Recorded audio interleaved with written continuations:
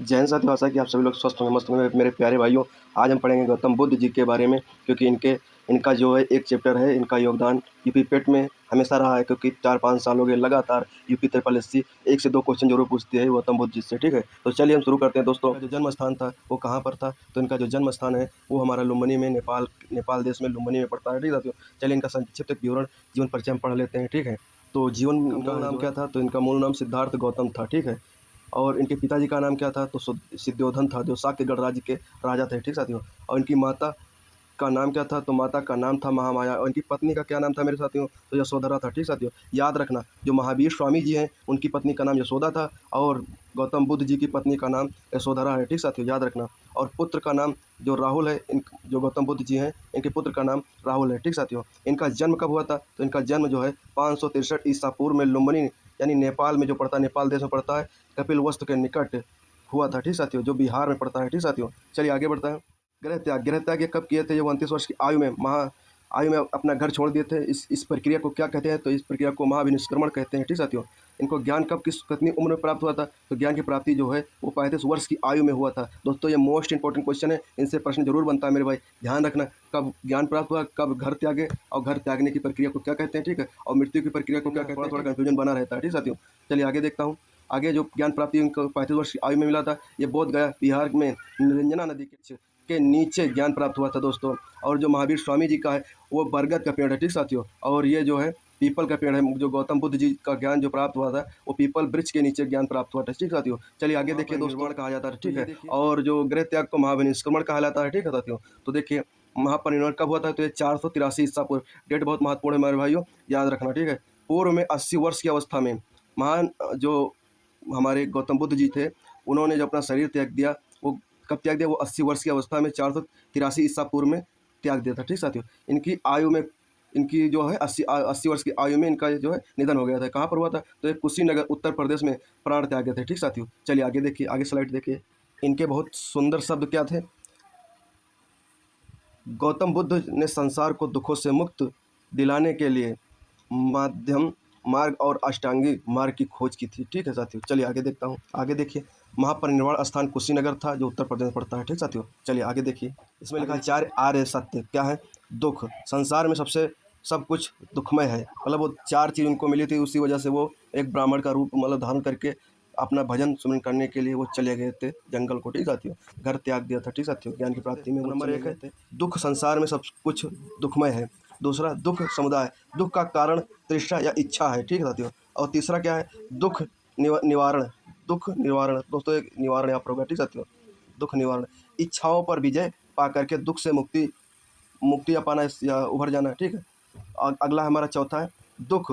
ये भी गलत है यहाँ पर। दुख गामनी प्रतिपदा। क्या है? दुख मुक्ति के अष्टांगी मार्ग में अनुसरण करना, यानी ज्ञान को पा करके ज्ञान को परिपूर्ण बनाना। ठीक, अपने आप को परिपूर्ण बनाना, आपको इस भाव सागर से पार करना। ठीक, चलिए देखिए, हमारा पहला है क्या है? सम्यक दृष्टि। मतलब क्या गौतम बुद्ध जी ने क्या कहा है? सम्यक दृष्टि यानी सही दृष्टिकोण और समझ, मतलब सही देख रेख और सही समझ होनी चाहिए व्यक्ति के अंदर। ठीक है, और सम्यक संकल्प। क्या है? सही विचार और सही संकल्प लेना चाहिए। और सम्यक वाक्य मतलब सत्य और मधुर भाषा बोलनी चाहिए। ठीक है, और सम्यक कर्मा तो सही आचरण और सही व्यवहार रखना चाहिए।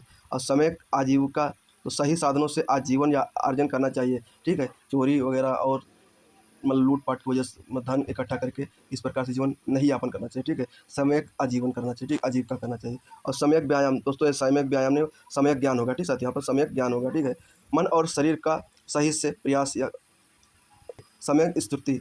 हर समय जागरूकता और सचेतना रहना चाहिए। ठीक है, मतलब चेतना रहनी चाहिए।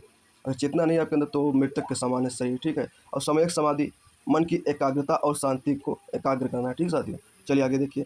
मतलब ये पूछे जाए तो दोस्तों बड़ी-बड़ी परीक्षाओं में पूछ लिए जाते हैं कि इसका मतलब क्या है। ठीक साथियों, मतलब इसका मतलब देकर के इसकी भाषा पूछते हैं उदाहरण में कि इसका मतलब क्या होगा छोटे शब्दों में। ठीक है, चलिए आगे देखिए। आगे क्या कहा है? आगे कहा है गौतम बुद्ध के मुख्य कार्य और योगदान, मतलब क्या क्या किया है गौतम बुद्ध जी ने। ठीक है, चलिए वो देखिए। का लिखा धर्म चक्र परिवर्तन प्रथम उपदेश। ज्ञान प्राप्ति के बाद बुद्ध सारनाथ वाराणसी के पास आए और यहाँ उन्होंने अपने 5 पुराने साथी भिक्षुओं को पहला उपदेश दिया। इस घटना को धर्म चक्र परिवर्तन कहा जाता है। ठीक साथियों, ये धर्म चक्र परिवर्तन बना हुआ है। ठीक है, चलिए आगे देखिए। दूसरा हमारा है 4 आर्य सत्य और अष्टांगी मार्ग की खोज की। बुद्ध ने खोजने के लिए 4 आर्य सत्य दिए, ठीक है। यहाँ पर कारण होगा वो दोस्तों, चारण नहीं होगा, ठीक साथियों। दुख और मुक्ति के लिए अष्टांगी मार्ग का उपदेश दिया, ठीक साथियों। चलिए आगे देखिए। आगे है तीसरा हमारा क्या है, बौद्ध संघ की स्थापना। बुद्ध ने अपने विचारों के प्रचार और भिक्षुओं के रहने के लिए बौद्ध संघ का गठन किया, ठीक है। जाति पाति के भेदभाव को खत्म कर सभी वर्गों के लिए संघ के द्वारा खोले की अनुमति दी। प्रथम भिक्षुणी प्रजापति गौतमी, ठीक है। प्रथम जो भिक्षुणी बनी, प्रथम भिक्षुणी वही बनी, ठीक है। चलिए आगे देखिए दोस्तों। आज तुम पढ़ नहीं रहे हो दोस्तों, ये देख लेना पेपर में हो एक क्वेश्चन से 2 क्वेश्चन जरूर मिलेंगे मेरे भाई। जहाँ पर कुछ भी नहीं उम्मीद होता वहाँ पर हम पूरा चैप्टर पढ़ते हैं मेरे भाई। इसमें तो उम्मीद है कि हाँ यहाँ से 1 से 2 क्वेश्चन आएंगे मेरे भाई। आगे क्या है, चौथा हमारा क्या है, सामाजिक कुरीतियाँ और अंधविश्वास का विरोध। जो गौतम बुद्ध जी अलग थे, ठीक है। जटिल या वैदिक यज्ञ या प्राणियों और पशु की बलि का विरोध किया। जात व्यवस्था और छुआछूत को नकारा बताया और लोक भाषा पाली में उपदेश दिए, जिनसे आम जनता तक उनकी बात पहुंची, ठीक है साथियों। उनके ये विचार थे, ठीक है। पांचवा विचार क्या था, पांचवा अहिंसा और करुणा का संदेश देना, ठीक है।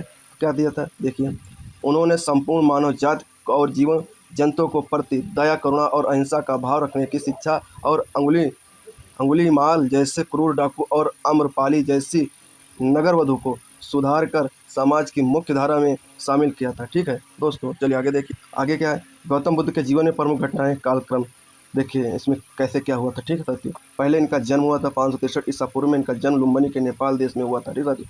आगे देखिए 29 वर्ष के अवस्था में महाभिनिष्क्रमण यानी गृह त्याग। 35 वर्ष की कठिन तपस्या के बाद इनको ज्ञान की प्राप्ति बोधगया बिहार में हुई थी, ठीक है साथियों। आगे देखिए, इनको जब ज्ञान प्राप्त हो गया तो इसमें धर्म चक्र परिवर्तन कहलाता है। जो प्रथम उपदेश सारनाथ उत्तर प्रदेश में पड़ता है, वहाँ पर प्रथम अपने मित्रों को वहाँ पर उपदेश दिया, ठीक है साथियों। सत्संग सुनाया, ठीक है साथियों। आगे देखिए, बौद्ध संघ की स्थापना, विचार का प्रचार और भारत के विभिन्न भागों में प्रचार किया, ठीक है साथियों। आगे देखिए, आगे क्या हुआ, 483 ईसा पूर्व महापरिनिर्वाण यानी 80 वर्ष की अवस्था में कुशीनगर उत्तर प्रदेश में इनकी मृत्यु हो गई, ठीक है साथियों। चलिए आगे देखिए दोस्तों, परीक्षा में पूछा था ये बिंदु देख लीजिए, परीक्षा के लिए याद रखिए ये बिंदु क्या है, देख लीजिए। जन्म दिया, ज्ञान प्राप्ति बोधगया में बिहार में 35 वर्ष की अवस्था में ज्ञान प्राप्त हुआ। प्रथम उपदेश सारनाथ उत्तर प्रदेश में प्रथम उपदेश दिया, ठीक है दोस्तों। पेपर में आया था कि प्रथम उपदेश बुद्ध जी ने कहाँ दिया था, तो ये सारनाथ उत्तर प्रदेश में दिया था, ठीक साथियों। और उसके बाद में महापरिनिर्वाण 80 वर्ष की अवस्था में महापरिनिर्वाण हो गया, ठीक साथियों। जो कुशीनगर का स्थान पड़ता है, जो उत्तर प्रदेश पड़ता है, वहाँ पर इनकी मृत्यु हो गई, ठीक साथियों। तो दोस्तों आशा करता हूँ कि ये वीडियो आपको लोगों को अच्छा लगा होगा दोस्तों। तो दोस्तों अगर नए हैं तो इस चैनल को सब्सक्राइब जरूर कर लेना और इस वीडियो को लाइक जरूर करते चलना मेरे दोस्तों। और आपको अगर थोड़ी सी ईमानदारी आपके अंदर है तो इस वीडियो को शेयर जरूर करना दोस्तों अपने दोस्तों को, ठीक है साथियों। चाहे जिस दोस्त को हो, चाहे जो भी दोस्त हो आपके पास, छोटा बड़ा, उसके पास जरूर शेयर करना दोस्तों। आपके पास ईमानदारी है, अगर आपने ईमानदारी से पढ़ा है, अगर आपको लक्ष्य की प्राप्ति के लिए आपको अथक परिश्रम कर रहे हैं, तो दोस्तों ये वीडियो जरूर शेयर करेंगे मेरे भाई। यही आशा है आप सभी से, ठीक है दोस्तों। जय हिंद, जय भारत।